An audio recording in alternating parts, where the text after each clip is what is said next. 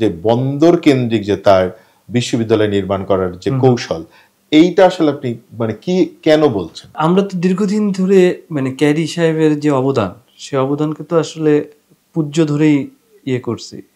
ওইটা যেমন মাথায় নেই, আবার যেমন ধরেন যে এটা তো ওই যে মানে পুরনো কথা যে দ্বিজাতি তত্ত্ব যে এস্টাবলিশ করবে। আমার ভাবনার জায়গাটা এটা ছিল যে আমি যেহেতু ধরেন 190 বছরের যেই মনস্তত্ত্ব সেটা থেকে এখনো পর্যন্ত বের হতে পারিনি, ঠিক আছে, বিশ্ববিদ্যালয়ে কি এরকম বিভাগ বিভাজিত শিক্ষা হয়ে থাকবে?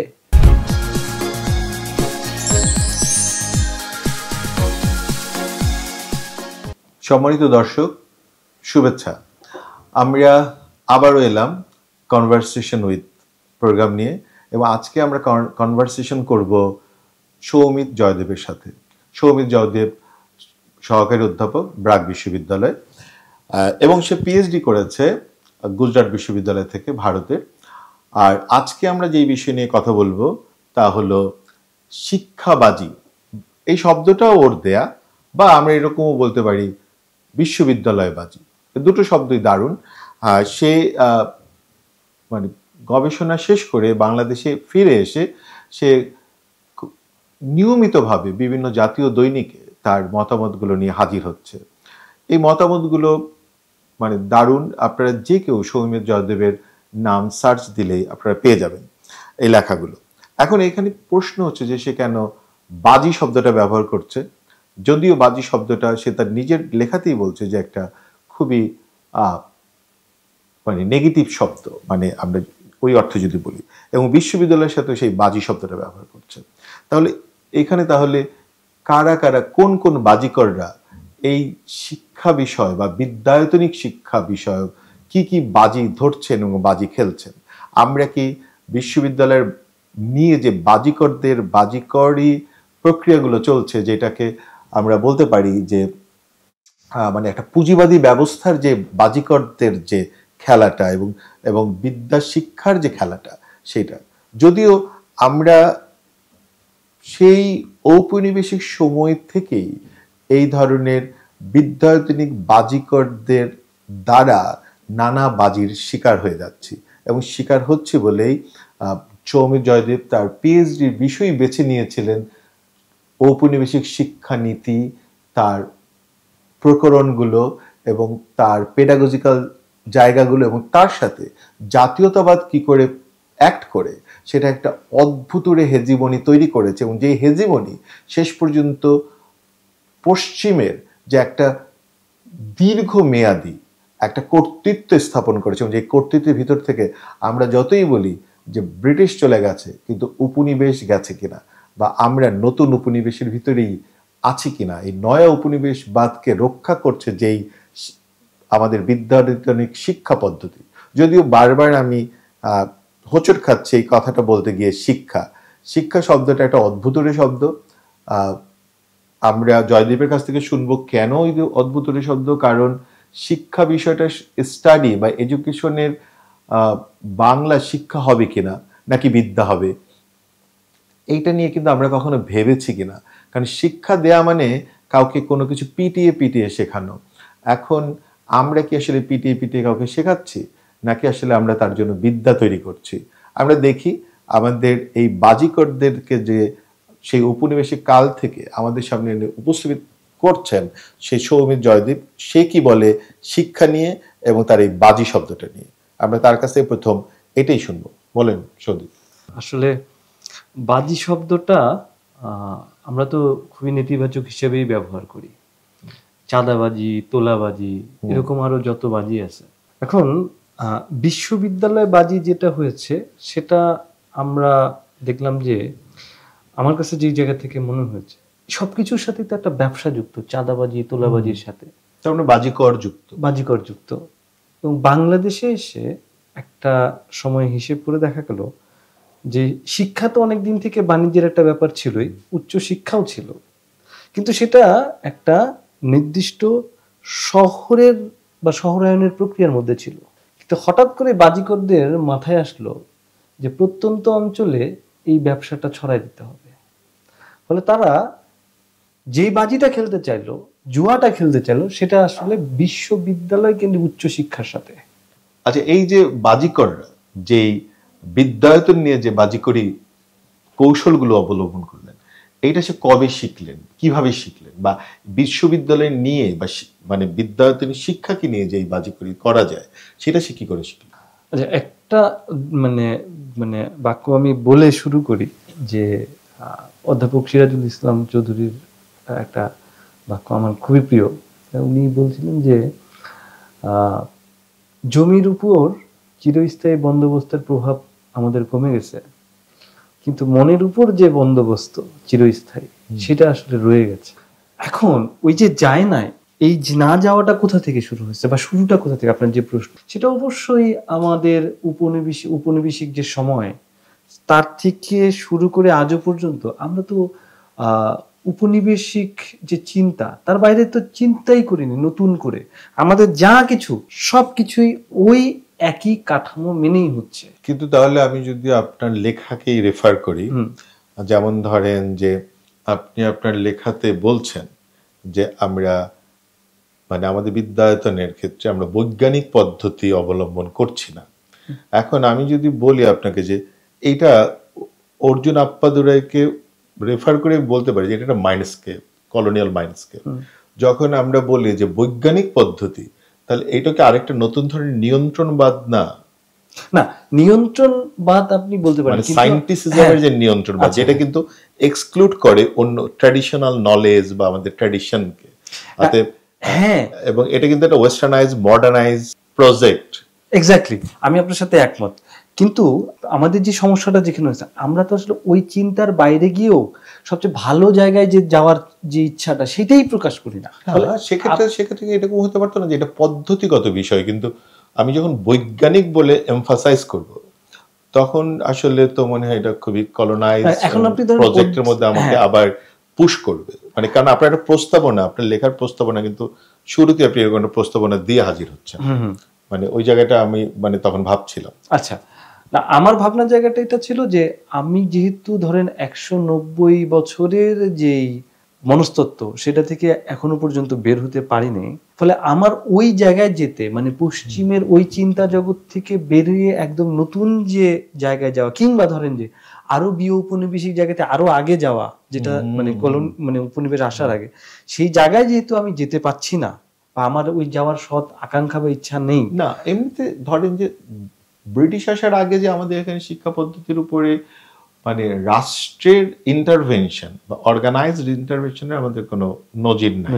আমরা তো আসলে গুরুমুখী, গুরুকুল এবং পাঠশালা বা ধরেন মক্তব এগুলোকে, এবং সেটা হচ্ছে মানে সমাজের গুরুকুলের বিদ্যা অর্জন, এবং সমাজের যারা ফিলান্থ্রপিক কাজ করার সাথে যারা যুক্ত, একটু টাকাওয়ালা বা অন্যরা হচ্ছে ইনিশিয়েটিভ গুলো নিতেন, এবং গুরুরাই আসলে শিক্ষার্থীদেরকে নিজের পয়সায় নিজের বাড়িতে রেখে অন্যরা করতেন। যে কারণে আমরা যেমন বিদ্যাসাগরকে পাচ্ছি, ডিগ্রিটাই তার টাইটেল, যে বিদ্যাসাগর হয়ে গেছে, তাই না? যেমন আমাদের এখানে অনেকেই মনে করেন যে ঈশ্বরচন্দ্র নামের সাথে একাই বিদ্যাসাগর, কিন্তু ওই সময় যে আসলে আরো অনেক বিদ্যাসাগর ছিলেন যাদের নাম আমরা জানি না বলে শুধু ওনাকেই এখন মানে, কিন্তু এটা যে ওনার আসলে ডিগ্রি, মানে এটা হচ্ছে প্রি কলোনিয়াল থিংস, যখন আমরা এডুকেশন সিস্টেমে ঢুকিনি। কিন্তু যেমন আপনার লেখায় আপনি যেমন বলছেন যে পুঁজিবাদের যে আগ্রাসন, সেটা কি করে কলোনিয়াল কাঠামোর মধ্যে থেকে আসলো, এবং সে কারণে যে বন্দর কেন্দ্রিক যে তার বিশ্ববিদ্যালয় নির্মাণ করার যে কৌশল, এইটা আসলে আপনি মানে কি কেন বলছেন? এটা আমি যখন গবেষণা করতে গেলাম তখন এটা আমার একটা মানে মেজর ফাইন্ডিংস বলতে পারেন।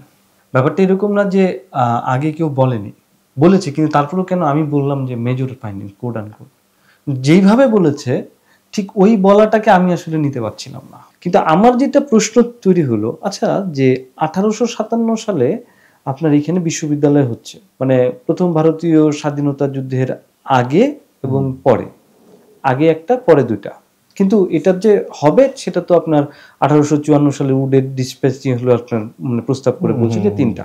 আচ্ছা, ওরা যে ভাষাটা নিয়ে যাচ্ছে সেই ভাষাটা হলো যে 3টা প্রেসিডেন্সি টাউনে 3টা হলো বিশ্ববিদ্যালয় হবে। ওরা কিন্তু অন্য কিছু বলছে না, কিন্তু মূল যে জায়গাটাতে ওদের উদ্দেশ্যটা সেটা হলো যে ওই সময়ে ওরা যেহেতু এইখানে নতুন মানে একেবারে ব্রিটিশ আমলাদেরকে সেই আপনার ওখান থেকে নিয়ে আসা, এখানে থাকা যায় মানে অনেকগুলো খরচ আছে তার। এবং ম্যাকলের যে সেই 1835 সালের যে নীতি, বিখ্যাত যে মিনিস্ট্রি অন এডুকেশন বা যেটাকে মেমোরেন্ডাম অফ ইন্ডিয়ান এডুকেশন বলে, সেখানেও তার যে মানে মনোবাঞ্ছা যে একটা এমন ভারতীয় শ্রেণী তারা তৈরি করতে চায় যারা রক্তে মাংসে ভারতীয় কিন্তু মননে মগজে ব্রিটিশদের মতো হবে, এইটা করতে হলে তার উদ্দেশ্যটা হলো যে আমার এমন একটা মধ্যবিত্ত শ্রেণী তৈরি করতে হবে যার পিছনে আমার খরচ কম, কিন্তু যে আমাকে আসলে সর্বোচ্চ ফলটা দিবে। ফলটা হলো যে তার যে ব্যবসা, তখন তো মূলত ধরেন যে ব্যবসাটা ছিলই হলো বন্দর কেন্দ্রিক একটা দীর্ঘ সময়। আপনি খেয়াল করেন যে 3টা যে প্রেসিডেন্সি টাউন সে বানাচ্ছে, 3টার রাজধানী সে কোথায় বানাচ্ছে এবং কোথায় থেকে কোথায় কোথায় সে গেছিল শুরুতে আসার ক্ষেত্রে। প্রথমে সে আসলো যখন সে গেল সুরাটে, একদম আরব সাগরের ক্ষেত্রে মানে গুজরাট বোম্বে স্টেটের তখন মাঝে। দ্বিতীয় যে জায়গাটাতে সে ঢুকলো সেটা হলো আপনার মাদ্রাজে। তৃতীয় সে গেল প্রথমে হলো বিহারের হরিহরপুরে, সেখান থেকে তো বিহার তো তখন তো ধরেন সুবে বাংলার হিসাবে আসলে বাংলা বিহার উড়িষ্যার মধ্যেই আর কি। তার মানে আপনি অনেক কাছাকাছি মানে কলকাতায় পৌঁছাইতে পৌঁছাইতে আপনার যখন ফোর্ট উইলিয়াম অফ ক্যালকাটা করলো তখন তো পৌঁছাতে পৌঁছাতে আপনি আসলে বঙ্গোপসাগরের কাছাকাছি চলে আসলেন। ফলে আপনি যে ব্যবসার যে সমন্বয়টা করবেন এটার সাথে আপনার শিক্ষাকে আপনি জুড়ে দিলেন।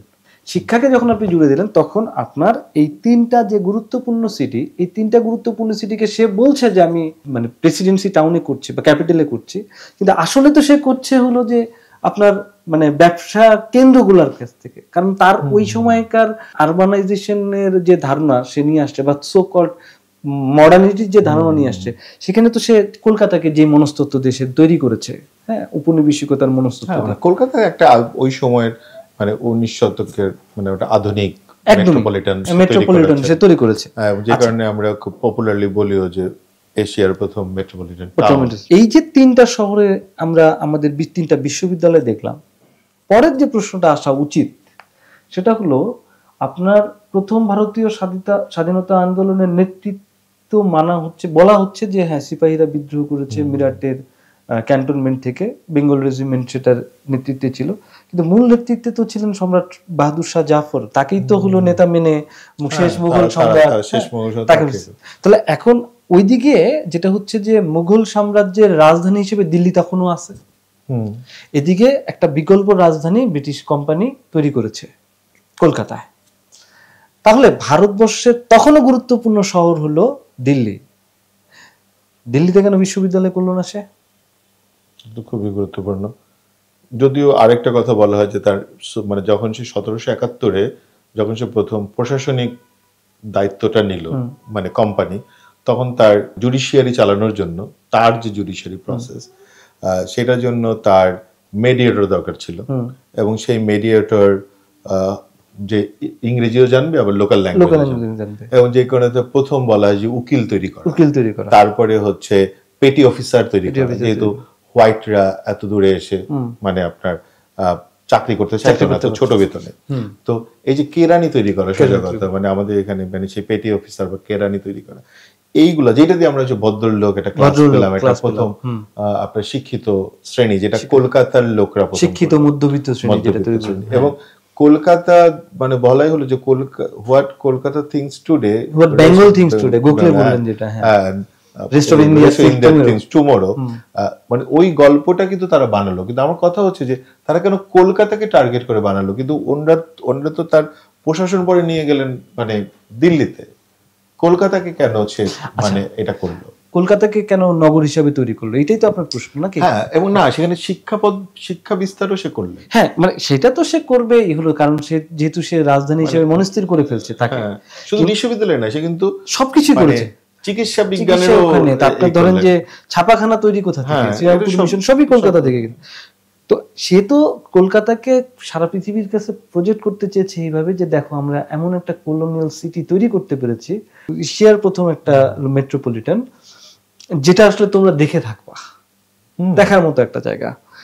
কিন্তু আপনি জব চার্নক যখন মানে আসেন এখানে, জব চার্নক তো প্রথমে খুঁটি গেড়েছিলেন আপনার চট্টগ্রামে। তো চট্টগ্রামে কেন গেলেন? কারণ চট্টগ্রাম হলো আসলে আপনার আরো কাছাকাছি হয় বঙ্গোপসাগরের। কিন্তু চাণক্যকে কি আপনি ব্রিটিশ হিসেবে কনসিডার করবেন? আমি অবশ্যই ব্রিটিশ হিসেবে অবশ্যই, মানে এটা নিয়ে তো কোনো মানে ধরেন দ্বিধাই নাই। হ্যাঁ, কলকাতাতে ধরেন বা বাংলাতে মানুষ চাণক্যকে হলো এইভাবে চিন্তা করে যে চাণক্যের হাত ধরে একটা বড় শহরের মানে জন্ম হয়েছে, বাংলা একটা বড় শহর হয়েছে। কিন্তু এটাও তো সত্য যে এই আলাপ আসলে দীর্ঘ হয়ে যাবে, যে কলকাতা যে গড়ে উঠেছে, কলকাতা আসলে কার টাকায় গড়ে উঠেছে? পূর্ব বাংলার মানে প্রজা শ্রেণীর টাকা দিয়ে। তো এখন ওই আলাপ করতে গেলে যে ধরেন আমরা কলকাতা ছেড়ে দিয়ে চলে আসছি 47-এ। কেরির কথা যদি বলি, উইলিয়াম কেরি যখন প্রথম গ্রামার বই, বাংলা গ্রামার বই বানাচ্ছে, এবং সে কিন্তু পুরো বাংলার ভাষাকেই যুক্ত করে ফেলতেছে। এবং মানে আমরা সাধারণত অ্যানথ্রোপোলজিতে বলি যে প্রথম এথনোগ্রাফিক ওয়ার্ক। কেরি কিন্তু একজন জার্মান, নট ব্রিটিশ, এবং সে কিন্তু শ্রীরামপুর মানে এবং সে এসে দায়িত্ব নিলেন বাংলা ডিপার্টমেন্ট। কেরির যে মোটিভেশন এবং তার যে পজিশন আর ব্রিটিশদের যে পজিশন, এবং কেরি আবার একই সাথে প্রোটেস্ট্যান্ট খ্রিস্টান।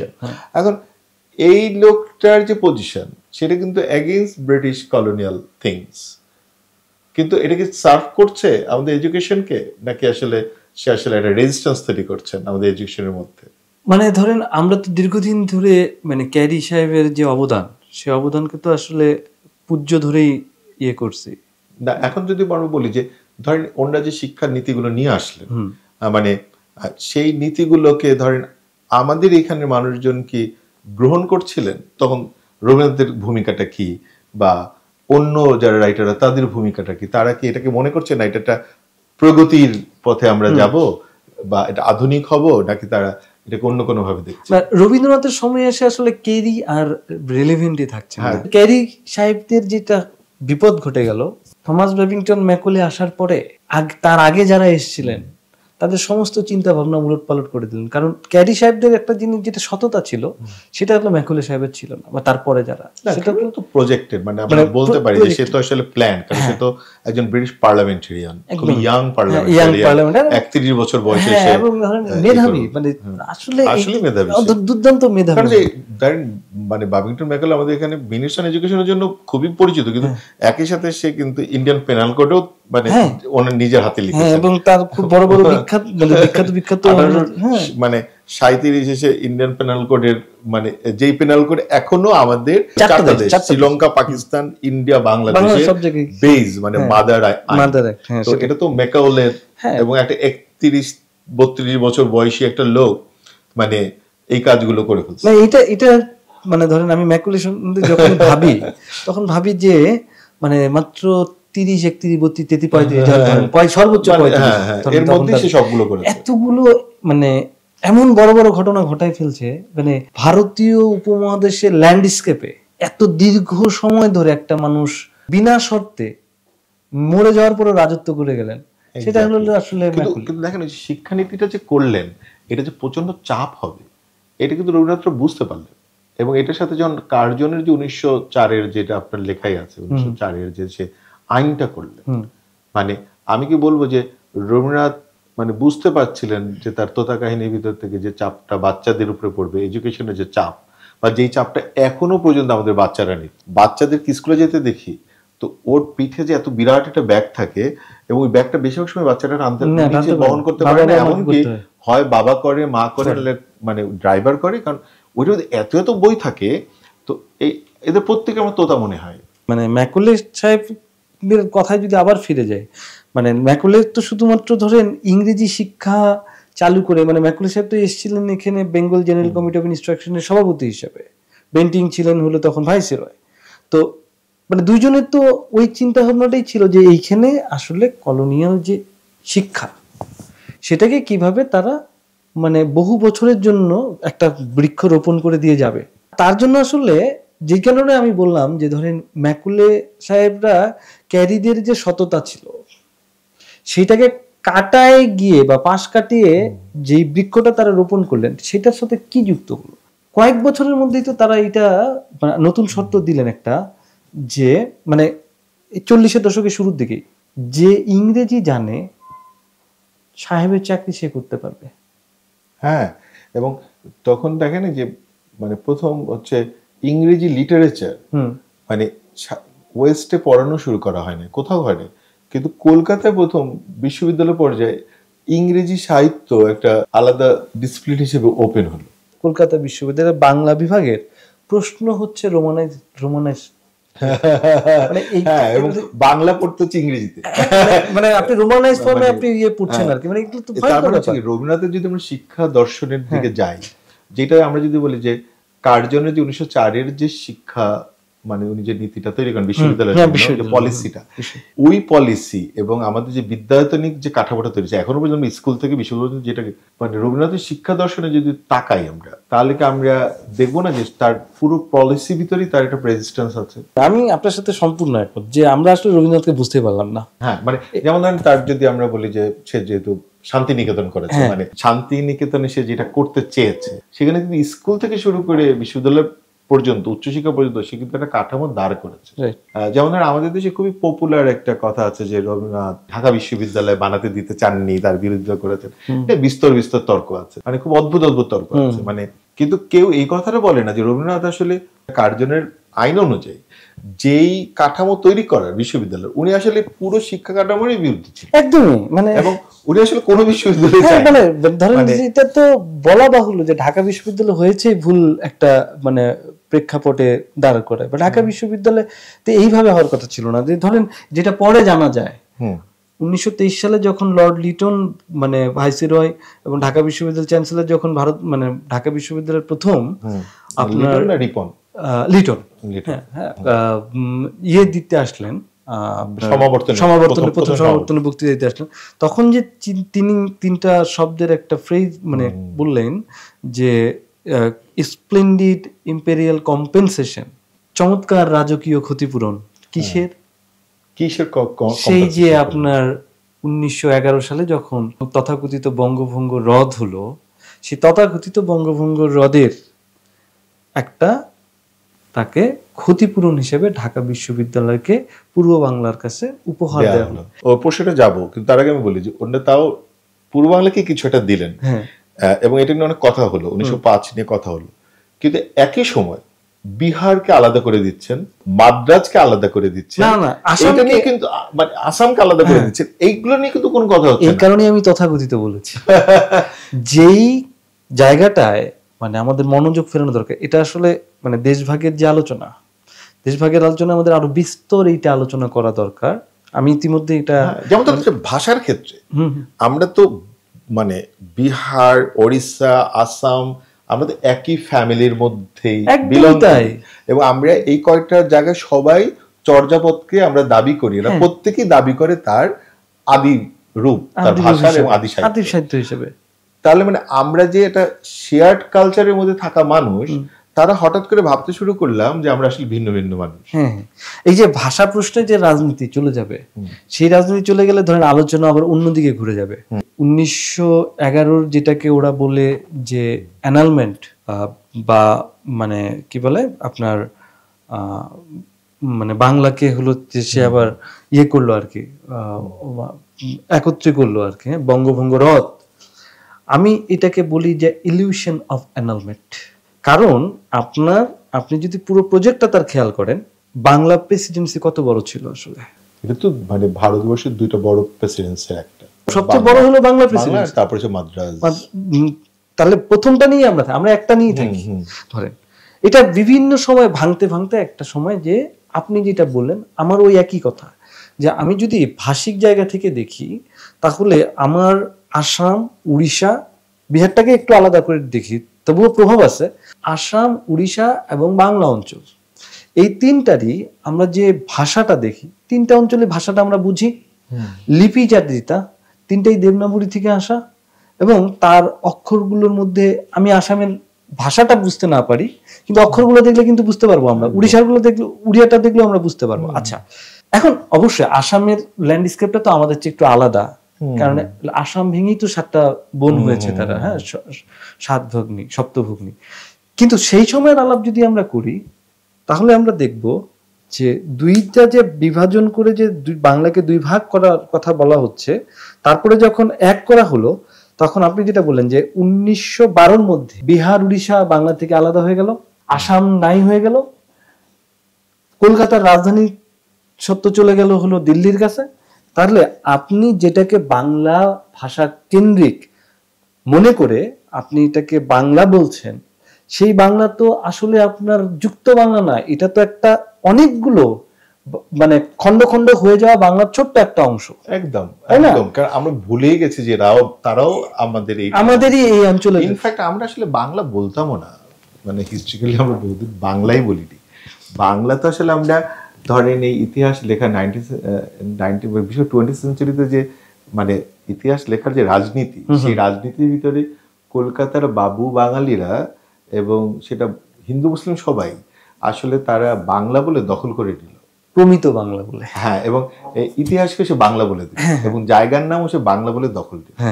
মানে এই রাজনীতি তো ধরেন এরা করেছে সচেতন ভাবে। এবং এবং আপনাকে মনে হয় যে শুধু কলোনিয়াল পাওয়ার না, এই ইন্টারনালি যে ভদ্রলোক সোসাইটি এবং যে নতুন শিক্ষিত সোসাইটিটা তৈরি হলো তার আধুনিকতার নামে এবং একই সাথে জাতীয়তাবাদের জায়গা থেকে সে এই বাঙালি জাতীয়তাবাদ তৈরি করলো, এবং যে বাঙালি জাতীয়তাবাদ অন্য সবার রাইটকে একদম ওভার পাওয়ার করে দিল, তাই না?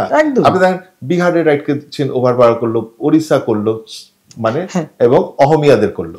তো এই যে এ কিন্তু সবার সংস্কৃতিকে খায় ফেললো তার ভাষা দিয়ে, এবং সে নাম দিয়ে দিল বাংলা। এবং ওইটাই আমার বলার কথা, যে ধরেন এখানে অনেকে গোসা করতে পারে। আজ রবীন্দ্রনাথকে যদি আপনার সমালোচনা করতে হয়, আমি যেটা বুঝি সেটা হলো যে রবীন্দ্রনাথ সম্ভবত বোঝেন নাই।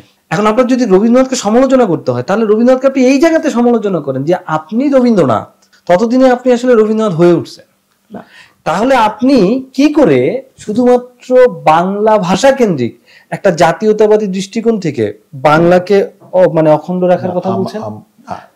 আমরা হলো রবীন্দ্রনাথের সমালোচনা করছি, ঢাকা বিশ্ববিদ্যালয়ের তৈরি তিনি বিরোধিতা করেছেন নাকি করেন? রবীন্দ্রনাথ খুবই কনফিউজ ছিলেন কতগুলো জায়গায় আমার কাছে মনে হয়। যেমন ওনার ন্যাশন প্রবন্ধে উনি জাতীয়তাবাদের বিরুদ্ধে যাচ্ছে, এটা ওয়েস্টার্নাইজ ফর্ম বলছে, উনি ভারতকে সমাজ হিসেবে দেখতে চাচ্ছে। আমাদের শিক্ষার সাথে জাতীয়তাবাদের যে সম্পর্ক, মানে বিদ্যায়তনিক শিক্ষা এবং তার পলিসিতে, যেমন আপনি বলতেছেন যে এখনো পর্যন্ত বাংলাদেশ এটা ঔপনিবেশিক কাঠামোর মধ্যেই তার শিক্ষানীতিকে রান করে, বাইরে চিন্তাই করিনি। যেমন প্রথম হচ্ছে ঔপনিবেশিক কাঠামোর যে শিক্ষানীতিটা কি, আর আমাদের আসলে কোনো নীতি আছে কিনা, মানে দুইটা জিনিস।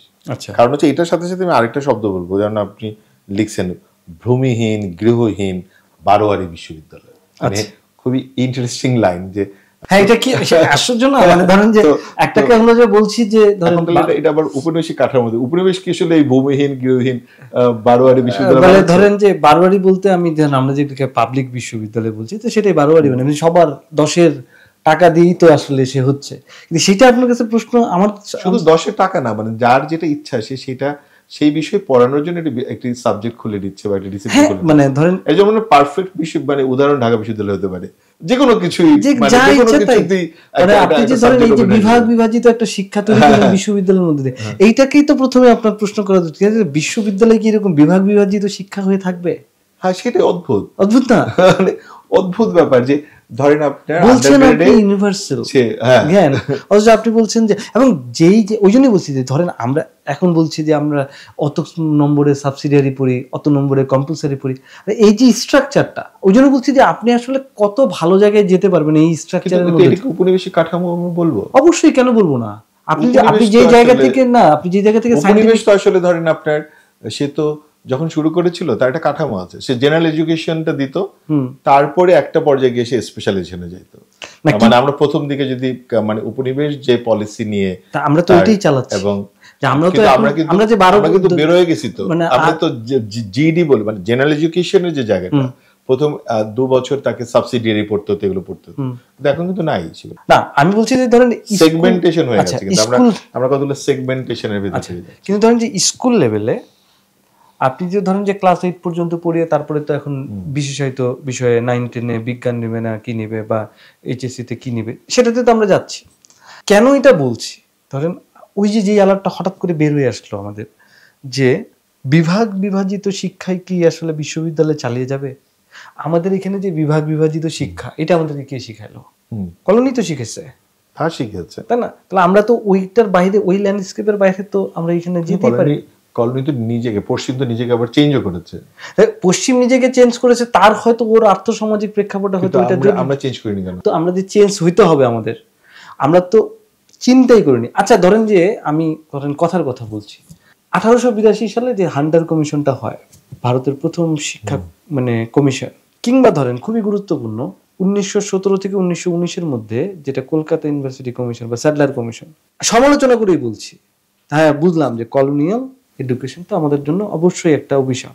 আমরা আমাদের এই ভূমিতে দাঁড়িয়ে এত বছর পরে এত দুর্দান্ত দুইটা রিপোর্ট কখনো করতে পেরেছি কিনা? করতে পারিনি তো। সমালোচনা তো করবই। দুই একটা করা হচ্ছিল, তার বিরুদ্ধচারণ হয়েছে এত বিস্তৃত পর্যায়ে।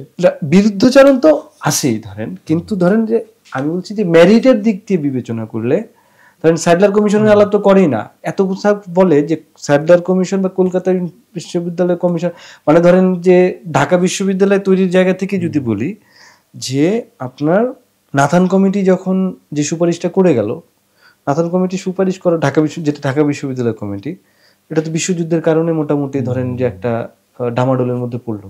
কিন্তু স্যাডলার কমিশন 1917 থেকে 19-এর মধ্যে কলকাতা বিশ্ববিদ্যালয়কে রিপোর্ট নিয়ে কাজ করতে গিয়ে সারা ভারতবর্ষের ওই সময়ের বিশ্ববিদ্যালয়ের যে ল্যান্ডস্কেপ নিয়ে কাজ করলো, যার প্রেক্ষিতে তারা সরাসরি বলল যে ঢাকাতে পূর্ব বাংলা অবশ্যই একটা বিশ্ববিদ্যালয় হতে হবে। মনে রাখার বিষয় যে স্যাডলার কমিশন কি অবশ্যই পলিটিক্যালি মোটিভেটেড হতে পারে, যেটা হলো হয়তো লিটনের ওই বক্তব্যে মানে চলে এসছে যে স্প্লেন্ডিড ইম্পেরিয়াল কম্পেনসেশন, কিন্তু স্যাডলার কমিশনের ঢাকা বিশ্ববিদ্যালয়কে দেখতে চাওয়ার যে মডেল আর ঢাকা বিশ্ববিদ্যালয় পরে যেভাবে হচ্ছে, দুইটা তো এক না।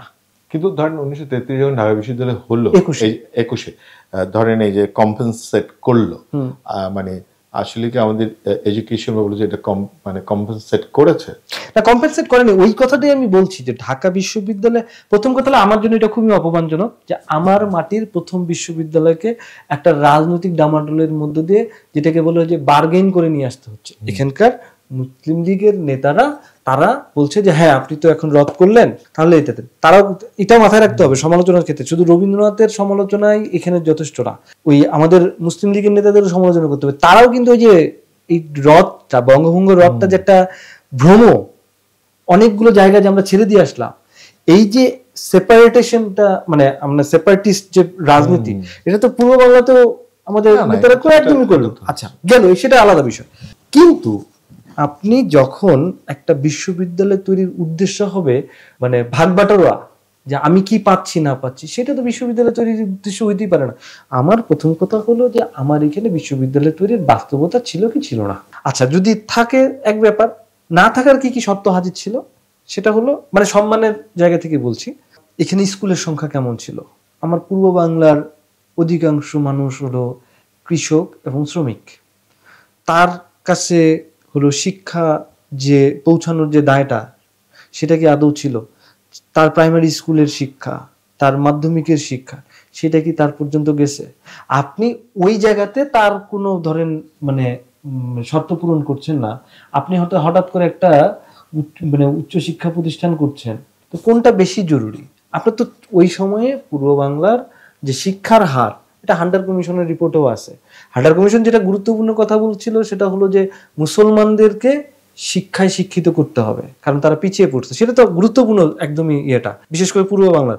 কিন্তু তার মানে কি এই যে আপনার এইখানে বিশ্ববিদ্যালয় তৈরি করার মধ্য দিয়ে আমি একটা এমন হলো মানে ছায়া তৈরি করবো, চোখের মধ্যে ঠুলি পরাবো যে তোমাদের আমি অনেক কিছু করে ফেলছি। অথচ প্রত্যন্ত গ্রামে গেলে দেখা যাবে প্রাইমারি স্কুল নাই, হাই স্কুল নাই, নারী শিক্ষার কোনো খবর নাই। অথচ কলোনি কিন্তু তার যে তথাকথিত এনলাইটেনমেন্টের মডার্নিটি প্রজেক্ট, সেটা দিয়ে বলে বেড়ালো যে আমরা কিন্তু তোমার পূর্ব বাংলায় বিশ্ববিদ্যালয় করে দিচ্ছি, এবং আমরা খুবই বিগলিত হয়ে গেলাম। এবং ওই যে বিগলিত হলাম সেটাকে আমরা খেয়ালও করলাম না যে আপনার ঢাকা কলেজের কাছে তার সাহায্য নেওয়া লাগলো। ঢাকা কলেজের মতো এত প্রতিশ্রুতিশীল একটা কলেজ, সেই কলেজটাকে যে আমি শেষ করে ফেললাম এখানে এরকম একটা চাপিয়ে দেওয়া বিশ্ববিদ্যালয় করার মধ্য দিয়ে, এটা তো আমাদের মাথায় নাই। ওইটা যেমন মাথায় নেই, আবার যেমন ধরেন যে এটা তো ওই যে মানে পুরোনো কথা যে দ্বিজাতি তত্ত্ব যে এস্টাবলিশ করবে, এবং কলকাতায় হবে হিন্দুদের জন্য ইউনিভার্সিটি আর এখানে হচ্ছে মুসলিমদের জন্য ইউনিভার্সিটি, এবং এইটা আসলে মনোজগতের ভিতরে একদম স্থায়ীভাবে এই দ্বিজাতিত্ব এবং সেপারেশনকে স্থায়ী করে একদমই, এবং এটা খুব প্ল্যান করে করা হলো। একদমই একাডেমিয়া এটা আমাদেরকে করে দিল এবং মনস্তত্ত্বটা। সেই মনস্তত্ত্বের রেশ হিসেবে আজও পর্যন্ত মানে এই তর্কটা চলমানই আছে, সম্ভবত আগামীতেও থাকবে যে রবীন্দ্রনাথ ঢাকা বিশ্ববিদ্যালয় করার বিরোধিতাচরণ করেছে বা উনি এটার বাইরে ছিল। আমি জাস্ট 30 সেকেন্ডে আপনাকে ওইটা বলি, যারা রবীন্দ্রনাথের পক্ষে দাঁড়িয়ে বলেন যে না রবীন্দ্রনাথ তো সেদিন গড়ের মাঠে সভাপতিত্ব করেননি, ছিলেন না, অমুক জায়গায় হাজির ছিলেন, ডেটা নিয়ে হাজির ছিলেন, আমার না তাদের কথা শুনলে হাসি পায়। তাদের এই যে রবীন্দ্রনাথকে ডিফেন্ড করার যে তরিকা, সেটাও আমার আসলে হাসি পায়। কারণ তারা আসলে আমার কাছে মনে হয় রবীন্দ্রনাথের শিক্ষার দর্শনটাই বোঝেন নাই। রবীন্দ্রনাথ তো এই মডেলের বিশ্ববিদ্যালয় কাঠামো তৈরির বিরুদ্ধে উপনিবেশিক, উনি গুরুকুল বানাতে চেয়েছিলেন, তাই না? আমাদের ভারতীয় শিক্ষা দর্শনে মানে বিদ্যার যে দর্শন, হ্যাঁ, সেখানে তো ধরেন ওটা ইতিমধ্যে উপনিবেশিক হয়েছিল, হ্যাঁ, তাই না? গুরুকুলের যে ধারণা, বিহারের যে ধারণা, তো সেই জায়গা থেকেই তো তার শান্তিনিকেতন প্রতিষ্ঠা করা। আমাদের ওই যে কলোনিয়াল মানে of the dais on the ডায়াসের যে পার্থক্য, সেটা ভাঙা, যে আপনি প্রকৃতি ঘনিষ্ঠ হয়ে আমরা মানে গুরু এবং শিষ্য মানে সমভূমিতে বসে পড়ালেখা করব, পাঠদান হবে, আদান প্রদান হবে। সেই জায়গা থেকে আপনি বিশ্ববিদ্যালয়কে যেই জায়গায় নিয়ে গেছেন, তারপরে এখন আপনার রবীন্দ্রনাথকে ডিফেন্স করা লাগে। আসলে তো ধরেন শিক্ষা দর্শনকে না বোঝা। এখন আমরা সৌমিক জয়দীপের সাথে যে আলাপটা করছি বা করলাম, সেটা হচ্ছে ঔপনিবেশিক কালে আমাদের শিক্ষা কেমন শুরু হলো, তার কাঠামোটা কিভাবে শুরু হলো। কিন্তু আমাদের একটা প্রশ্ন থেকে গেল, সেটা হচ্ছে যে তার এই ভূমিহীন গৃহহীন বারোয়ারি বিশ্ববিদ্যালয়। আমরা এই পর্বে এই আলাপটা করছি না, কিন্তু আমরা আগামী পর্বে আমরা এই আলাপটা ধরেই সৌমিতের সাথে আমরা জানতে চাইব, বিশেষ করে যে কলোনির যে কাঠামো সেটা কি করে 47 উত্তর, যেটা মানে পাকিস্তান ছিল, এই পূর্ব পাকিস্তান, এবং তারপরে 71 উত্তর যে বাংলাদেশ, এইটা কি কন্টিনিউ করেছে নাকি সেখানে কোনো পরিবর্তন এনেছে বা সে কোনো দর্শন নিয়ে কাজ করেছে, সেটা আমরা আগামী পর্বে শুনবো। আপাতত এই পর্যন্ত শোনার জন্য সবাইকে ধন্যবাদ।